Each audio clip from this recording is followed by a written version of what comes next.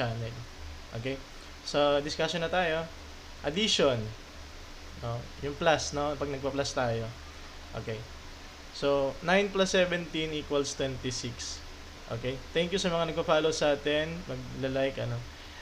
Dito, tawag natin sa 9, no? Yung is addend.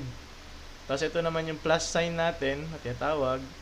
Tapos ito naman yung ating addend din. Yung ina-add natin. Thank you sa mga nagla-like and follow, ano. No, so tinatanong to sa atin, no, hindi lang siya basta nag-add, tinatanong sa atin yung parts nung ano, nung parts nung addition natin, no. So, and then ito naman tinatawag natin na equal sign, tinatawag natin na equal sign, tapos ito naman yung sum or yung total. Okay? Either sum or total, pareho lang 'yon, no. So, tinatawag din natin siya na sagot, 'di ba? Ng mga bata tayo, tawag natin diyan sagot. Actually, pagka higher year na or higher math na, pag naging college na kayo, hindi na sagot yung tawag dyan, no? Sinabi na equal, kung ano yung nandito sa kabila, pareho din dito. Kaya siya equal sign, no? So, ayun yung concept na pag nagkaroon na tayo ng ano, pag medyo higher math na or pag college na, ganyan, tawag na natin dyan is pareho na yun dito, tsaka dito. Hindi siya sagot, no? Equals, kaya equals, no? So, ibig sabihin yung 19 plus 17 equals daw siya sa 26. Okay? Pwede nyo ring i-share ito sa ating mga ano, sa ating mga kids, no? Okay. So, pag mag-add tayo, hindi naman tayo ganito mag-add, no? Ang pag-add natin is pino-form natin siya, 'di ba ganyan, nakapa-horizontal. Hindi tayo ganyan mag-add. Mag-add tayo ng pag ganito. Okay? Ang paraan natin ng pag-add, no, is effective hanggang mag-college na is yung 9 itong ones digit, ihilera mo dito sa ones digit ng pangalawa. No? So, 9 plus 7, 16 yun. Ilalagay mo dito yung 6, tapos i-carry mo, no? Yung carry, medyo komplikadong ano dito. Komplikadong topic, no? Or scenario, no? Tapos 1 plus 1 equals 2, kaya 26 yung ating sagot. Okay? Next. Ito. Yung mga basic muna tayo, no, pang ano muna tayo, pang kinder. So, 2 plus 5, pag ihilera mo siya, no, tapos may addition sign dyan, 7. Okay? And then, 7 plus 9, yan ay 16. Okay? And then next, eto na, 2 digit, tapos, 2 digit, tapos, 1 digit, no? So, meron kang 22, meron kang 5. Okay, ang gagawin natin dyan, itong ones digit, yung 2 tsaka 5, pag kailangan, paghilera mo siya. Okay? So, pagka sinulat yan ng teacher natin, parang ganito. Pero, kailangan natin siya mapunta dito sa form na to, no? So, 7 tsaka 2. No? So, 2 plus 5, maging 7 is 2. Ganyan. Ito naman, 47 plus 9, ipaghihilera mo yung 7 tsaka yung 9, kaya magiging 16. Tapos, i-carry 1 mo siya, magiging 5. Yung addition, yung isa sa mga lessons na magagamit nyo mula elementary hanggang pagtanda na sa mga pagtanda natin, no? Pag magtitinda-tinda tayo, ganyan, di ba? Ginagamit natin yung addition. Next, 2 digit plus 2 digit, no?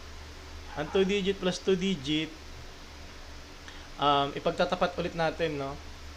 Yung ones digit, tsaka ones digit, etong scenario na to is wala siyang carry, no? Kasi 2 plus 5, magiging 7, tas 2 plus 5 magiging 7 din. Okay?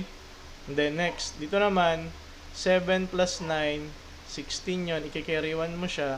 Then 1 plus 6 plus 9, yun ay 16. Susulat mo na dyan yung 16. Okay? Thank you sa mga nagpo-follow, no? Sir Boy Lonely and Sir Dwight Angel. Sa mga nagla-like, ano? Next. Eto, tingnan nyo dito. Sa problem na to, hindi magkatapat yung dalawa, no? Hindi magkatapat yung ones digit tsaka yung ones digit. So, ang gagawin natin diyan, kailangan kasi natin pagtapatin. Toy, thank you Sir Nico sa sa pag-share ng ating live, ano. Yan, para marami po na. At yun, merong nag-send si Sir or Ma'am Net. Thank you po sa mga nag-send ng stars. Okay, pagtatapat natin to, no, 122 tapos 55. Okay? So, thank you sa mga nag-share, ano, salamat po. Okay. And then, pagka pinagtapat na natin yan, kailangan lagi magkatapat to, no, kids, sa mga nanonood. No, 2 tsaka 5, magiging 7, tas 2 ulit, 7, tas ito, ibababa mo lang yan, 1. Okay? Dito, magkakatapat na sila. No, thank you sa mga nagpapalo. Thank you, ma'am, nito. No, dito naman, 7 plus 9. 16 yun, no? Tapos, i-carry 1 mo siya dito. And then, 1 plus 6, plus 9, magiging 17. Ilalagay mo naman dito ulit, carry 1. No, carry 1, wait, ang dami set. Thank you po, Sir Nico Game. And then, magiging 6 naman siya. Okay? So, 6 lang pala. Sorry, 6. Plus 1, magiging 6. Okay? Next. Pagkatapos nito, meron tayong word problem, no? Mali daw. Namali tayo doon. Thank you sa pag-correct sa atin, no? Okay, dito naman tayo. Okay? And then, 2 plus 6, magiging 8. Tapos, pagtapatin mo ulit to magiging 7. Tapos, dito naman, 6. Tapos, dito naman, pagtapatin mo, ayun lang yung kailangan natin dito is, thank you po sa pagla-like and share, no? Tawag dito 7 tsaka 9, ipagtatapat mo siya, no? Ganun pa din, magkatapat dapat. Kasi minsan, binibigyan ng teacher natin ganito. 5, 6, 7 plus 4, 9, 9. No? Kahit saan, nice. Ay, thank you po, Sir Nico. Okay, thank you po sa pag-ano sa atin. Okay. Gagawin natin, ililipat natin ng ganitong form, no? Kahit pagtandaan ninyo, hindi tayo mag-a-add ng ganito. Napakahirap i-add, no? So, ang ginagawa natin is ganito tayo mag-add. Okay? Once digit yung dalawang dulo sa kanan, thank you po sa pagpapan. Ipaghihilera natin. Okay? And then, 7 plus 9, 16. Paulit-ulit lang yung example ko. And then, 1 plus 6 plus 9, magiging 16. Pagligyan mo ulit ng 1. 1 plus 5 plus 4, yan ay 10. So, sulat mo na yung 10. Bring down 7. Tama yan, bring down 7, no? And then, dito na tayo sa word problem, no? Ayun lang kailangan natin tandaan dito, i-note natin. Note. Kailangan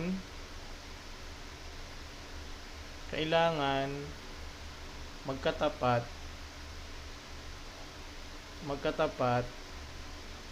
ang ones digit.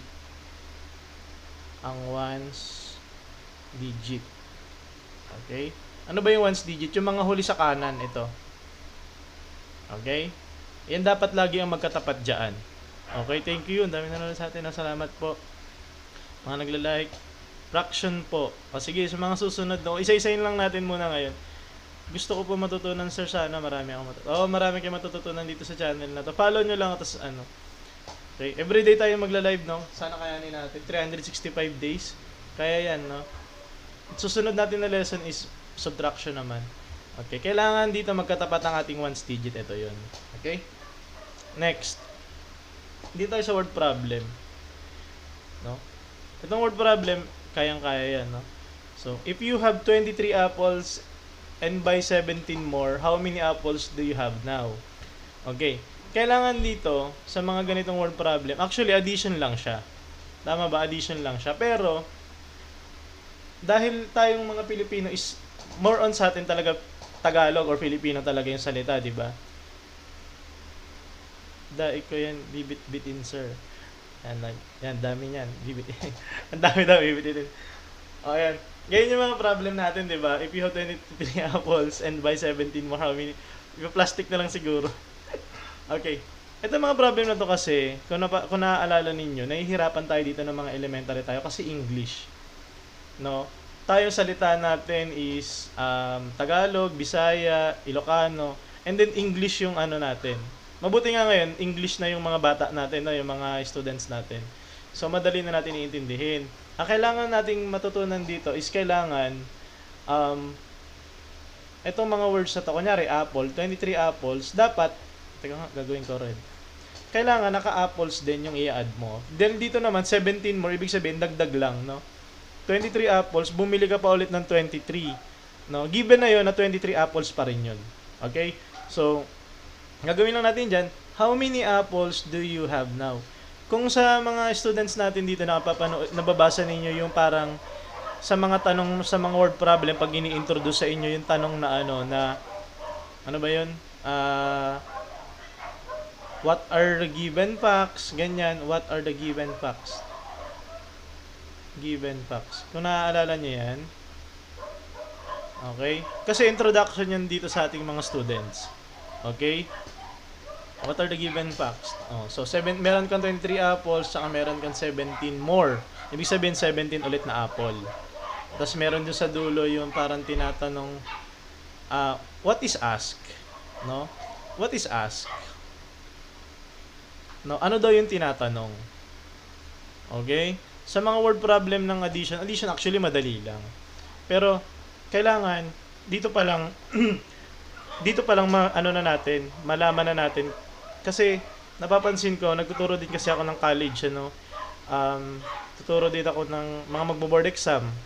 Sa word problem nahihirapan yung ating mga dahil dito pa lang sa word problem sa elementary is nahihirapan na. Kailangan maintindihan natin dito pa lang, no? So, tinatanong sa atin doon, meron tayong 23 apples, meron tayong 17, how many apples? So, addition ang gagamitin natin dito, no?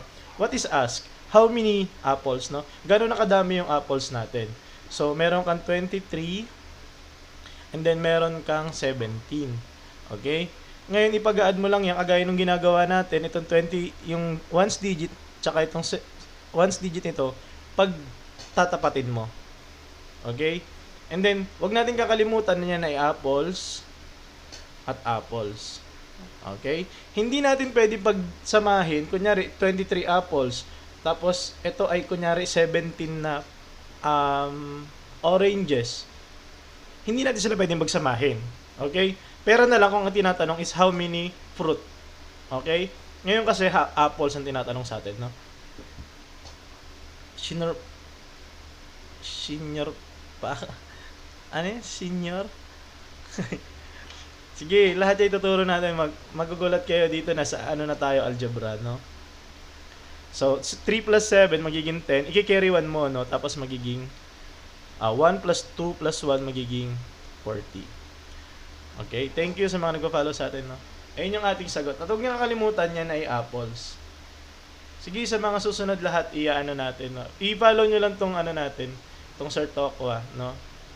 Tiwala kayo, araw-araw tayo magla-live. Okay? Next. John has 56 marbles and his friend give him 29 more. No? How many marbles does John have? No? So, anong hinahanap natin? Thank you sa mga nagpala, no? Ano yung given natin? What are the given? No? Tinatanong sa atin yan, what are the given facts? Usually yan, no?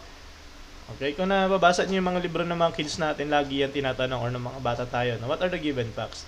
Meron ka daw 56, no? 56 marbles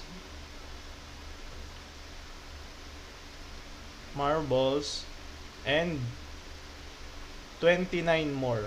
Ano yung 29 more? So, marble ulit yun. No? So, 29 more. So, what is ask ba? Ano ba yung tinatanong sa atin? Usually, ang sinasagot natin dito, no, dahil hindi naman talaga tayo sanay mag-English, 'di ba? Kasi nga ng mga bata tayo, Tagalog, Bisaya, Ilocano. Ngayon kasi English na yung mga bata, no. What is ask? Yung sagot natin diyan is number of marbles. 'Di ba ganyan 'yon? Number of marbles. Diyan, tinitingnan natin yung dulo diyan, no? Pag how many number, 'di ba? So, number of marbles John have, no? John have now. Yung pinapasagot sa atin ng mga teachers natin na kailangan natin masagot, no? And then syempre para masagot natin 'yon, ganito na yung gagawin natin, no? Meron ka daw 56, si John pala, and then binigyan binigyan ulit siya ng kaibigan niya. John and his friend gave him, binigyan siya, 33. Hindi siya tag dito, hindi siya nagbigay, yung friend niya yung nagbigay sa kanya, no? So 6 plus 9, addition tayo, no? 6 plus 9, yun ay 15. Ibababa mo rito yung 5 and then ilalagay mo dito. 1 plus 5 plus 2, yun ay 8. Kaya, tas lalagyan natin dito ng marbles. So, ibig sabihin niyan, si Jan daw ay meron ng 85 na marbles. Sir, walang pasok. Oh, kaya dito tayo mag-aral. Okay? Tumambay kayo dito pag walang pasok. No? Tuturo natin lahat. Lahat ng nasa libro niya. Wala lang kasi akong mahiraman ng mga libro ngayon, no? Meron lang akong, peramin nyo ka ng mga libro, lahat ng libro nyo sasagutan ko, dito natin ilalive, no? Wala kasi akong mahiraman dito sa mga schools. Wala akong libro ng general, sir, patulong sa general chemistry. Wala, bobo ko sa chemistry. Okay? So, 85 marbles. Okay? Next. Sarah reads 32 pages of her book in the morning and 48 pages in the evening. And, dito? 48 pages in the evening. How many pages did she read in total? Okay, tatanungin kayo ng teacher nyo yan, no? Sabi ng teacher, how many, what is asked? Ano daw yung tinatanong sa atin? Ano daw yung tinatanong sa atin sa problem, no? What is asked? What is asked? Pag tinanong kayo ng ganyan, differential calculus naman po. Sige, darating tayo dyan. Ngayon siguro mga mga isang buwan, puro lang tayo pang elementary. No? Pang elementary lang tayo siguro mga 1 month. Tapos susunod, algebra, trigo, yung sunod, geometry. Tapos calculus na siguro sa dulo. No? Ito muna tayo, parang basic muna tayo. No? What is asked? No? Pag sinabi natin how many, yan ang sagot natin dyan is number of pages. Usually, dito natin yan tinaano.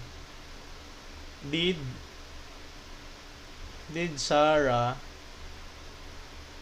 read in total? Nababansin nyo, sa dulo lang natin yan. Calculus, tapos na ako dyan. Sige, huwag kayong mag-alala. Kala nyo, ha? Tuturo ko lahat sa inyo yan. Okay? Inaaral ko kasi ngayon is ito, pang elementary, arithmetic lang muna.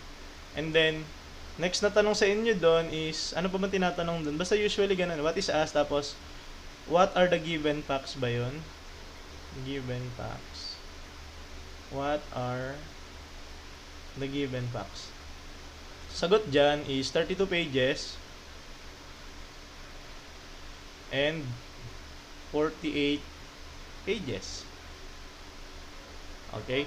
So, in total, ipag-add lang natin, no? Yung usually naman, pag nagtuturo yung mga teachers natin, pag addition yung lesson nyo, addition din yung ginagawa natin kahit word problem yun, no? So, 48, makalimutan talaga ako, sir, pero perfect ko yan nung nakafocus utak ko sa math. Yan. O, pagka ganun, pag pinokus mo talaga yung sarili mo sa isang bagay, di ba? Caring-carry yan.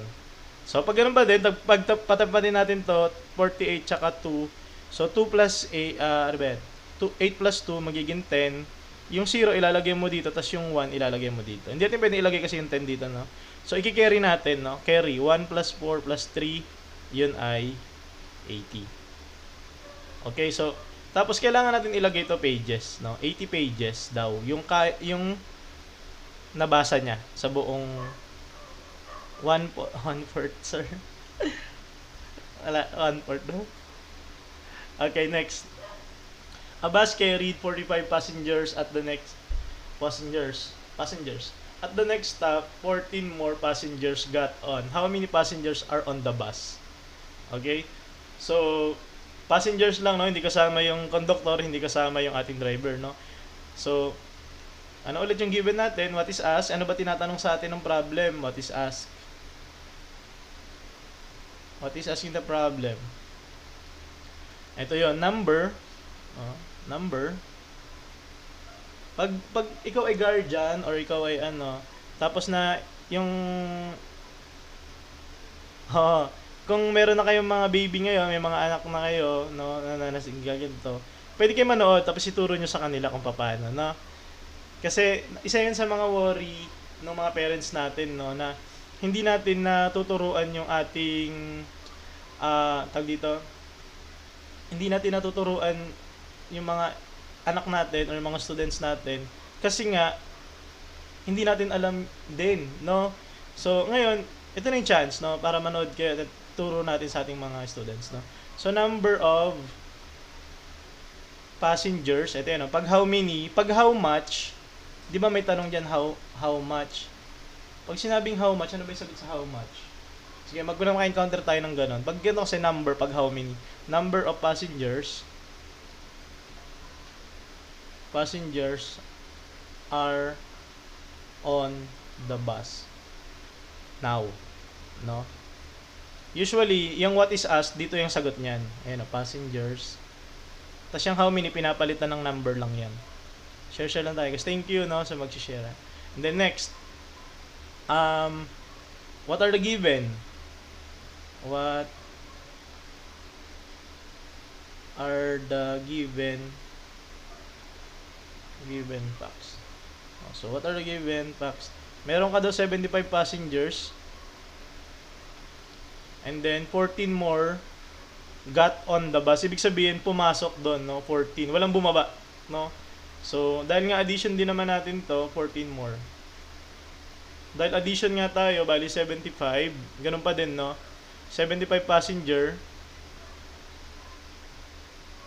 Tapos, i-add mo yung 14 passenger. Huwag nyo kakalimutan na pag passenger din yung pwede mong i-add. Hindi ka pwede mag-add ng iba. No? So, magiging 5 plus 4, magiging 9. Ito naman ay magiging 8. Okay? So, next. Tama ba? 89 yung sagot natin.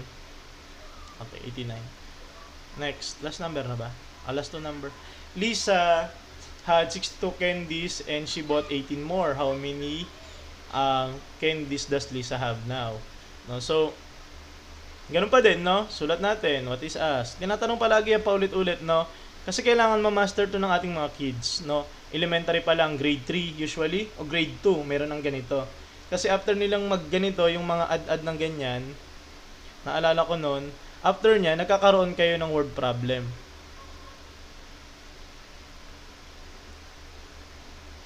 Okay, what is grade 1? Grade 1 meron na? Okay, meron na pala. So, what is ask, no? Okay, what is ask? What is ask in the problem? Ganyan usually yun, eh. The problem, ha? Okay. Sagot natin dyan. Tingnan ulit natin pag how many number, ganito yun. Naalala ko yun, eh. Grade 1 or grade 2. Tama? Grade 2. Tama, grade. How many candy, number of candies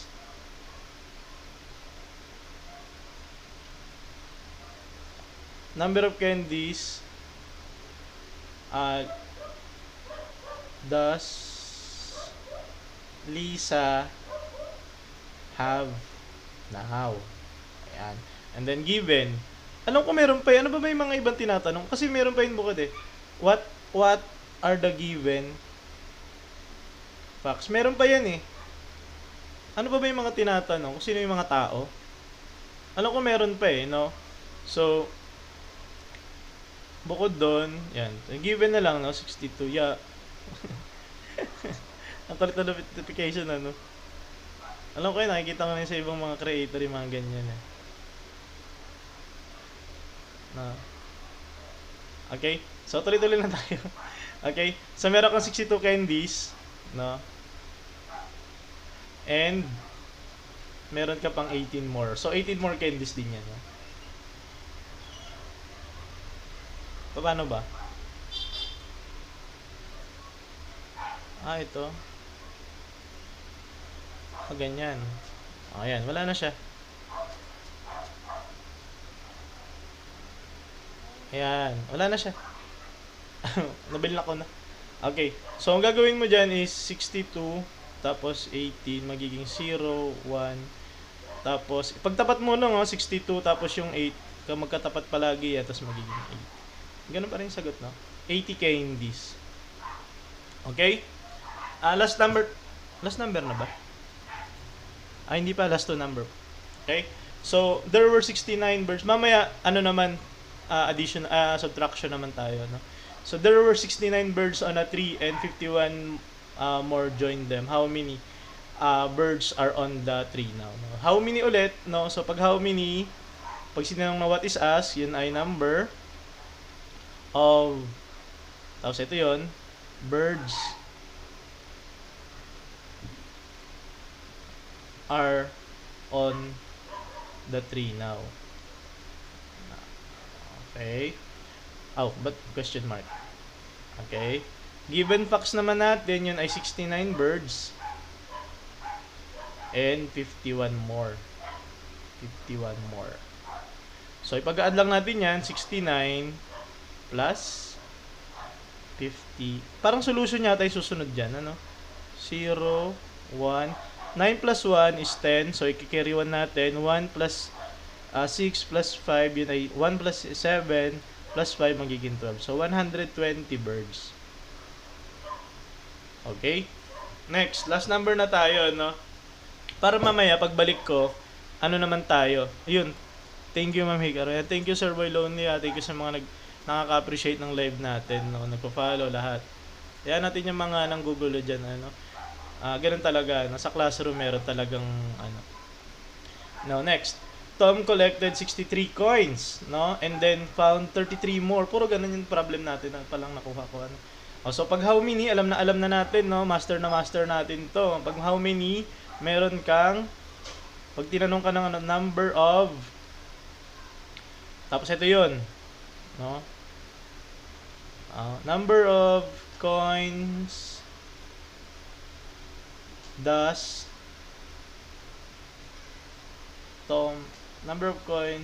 Tom have now? Okay? And then next is given natin, what are the given facts, tinatanong yun. Yan ay 63 coins and 33 more. Okay?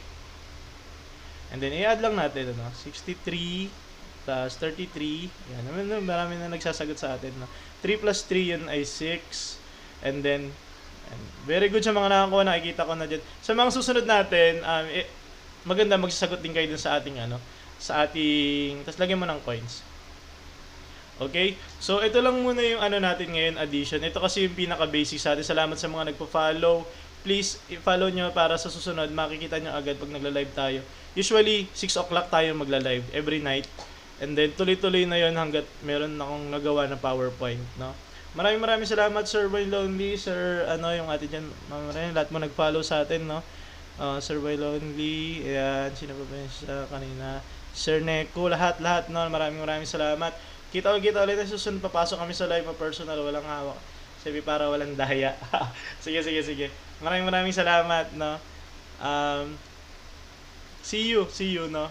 Gagawa pa tayo maraming ganito. Everyday. Sana mag-live tayo everyday, no? Thank you po. Thank you sa mga nag-follow, nag-send, nag-like.